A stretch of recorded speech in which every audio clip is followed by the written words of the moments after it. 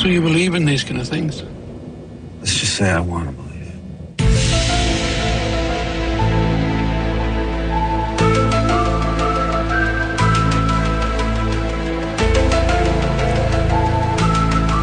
Even the music gives you goosebumps. Why does this fascinate us so? Well, it does. From Star Wars to Star Trek, The X-Files, even South Park, and the latest Indiana Jones, our culture is obsessed with the idea of aliens, and you could range from just a bit curious to being a fanatic, scouring the skies, hitting the blogosphere. Well, just for you, all this week, we're bringing a special series, In Search of Aliens. And for today, UFOs aren't just for Hollywood and science fiction novels, even though you may think that only conspiracy theorists and kooks believe.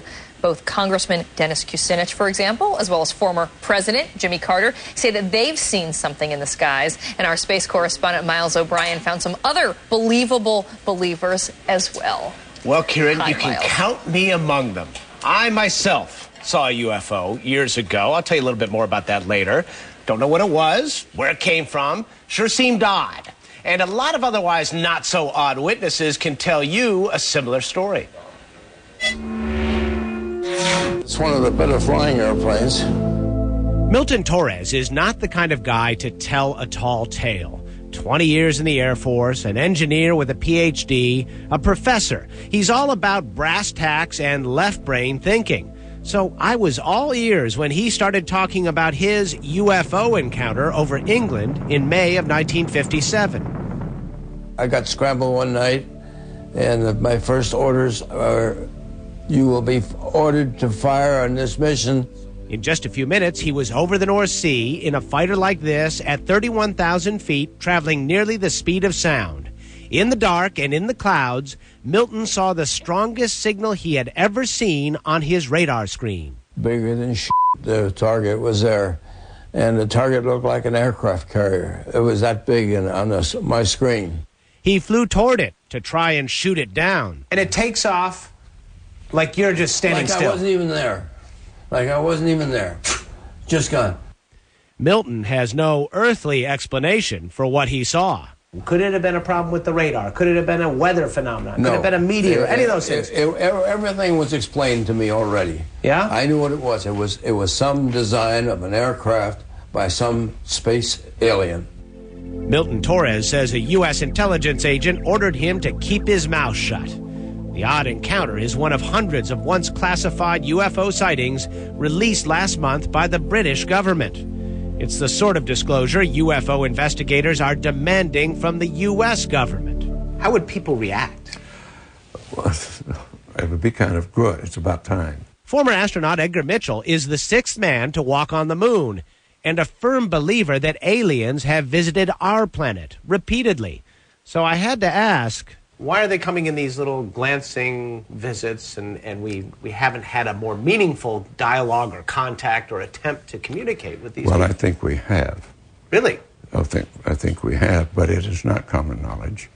Mitchell told me after he returned from the moon, he was briefed at the Pentagon by a high-ranking officer, whose name he would not reveal, who said the U.S. government does have evidence of alien spacecraft and is keeping it a secret. Well, I think the reason it's still a secret is power and control, controlling whatever technology exists.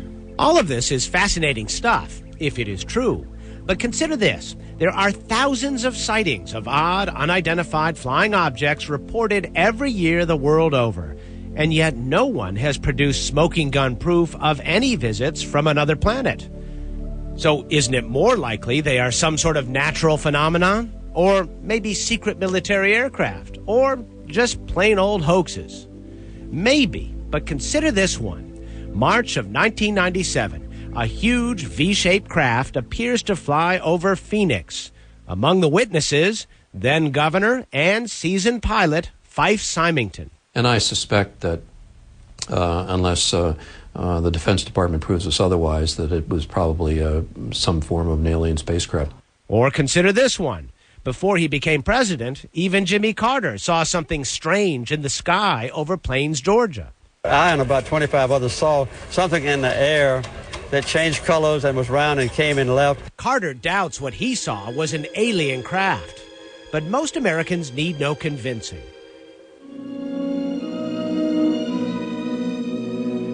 Maybe it comes from movies like Close Encounters. Or maybe art is imitating extraterrestrial life. For those who are skeptical of you, what do you say? Are you say open your mind? Be skeptical. Do be as skeptical as you want, but by all, don't close your mind. Who knows, maybe we will soon get the full story. Among the people fascinated by the notion of aliens and UFOs, the man in charge of Obama's transition team, John Podesta. In a speech at the National Press Club a few years ago, he said, and we're quoting him now, "It is time to open the books on questions that have remained in the dark, on the question of government investigations of UFOs. It is time to find out what the truth is that's really out there." He said it's not just the right thing to do, Karen. He said it's the law. So we'll see.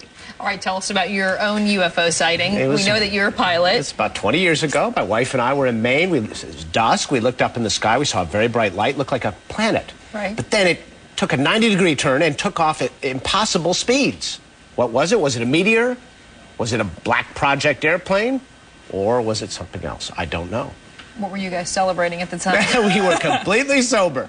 Completely sober. No, I mean, there's a lot of people just like you, actually, that say very similar things, which is why, as John Podesta said, let's throw open the books and check it out. If nothing else, we should see what's in the files. I told you, I want to see what's over your shoulder, the guy with a triangular face and the big eyes. That's how that would yes, that would finally do it for me. But meanwhile, it is fascinating, Miles. And tomorrow, actually, we're going to be taking a look at a famous spot in UFO history, of course, Roswell, New Mexico. It's been 61 years since something happened there. Is it still a mystery, or is it case closed for Roswell? Miles is going to be back tomorrow with more here on American Morning. And meanwhile, we're also asking others to send in their videos, maybe their pictures. If you've seen something funny in the sky, or you're convinced that aliens exist, or do you just think it's science fiction? We want to hear from you. Send us any pictures, video at cnn.com/am. You can just go to our website and click on the iReport link. We look forward to tomorrow as well, Miles. Thanks so much. See you then.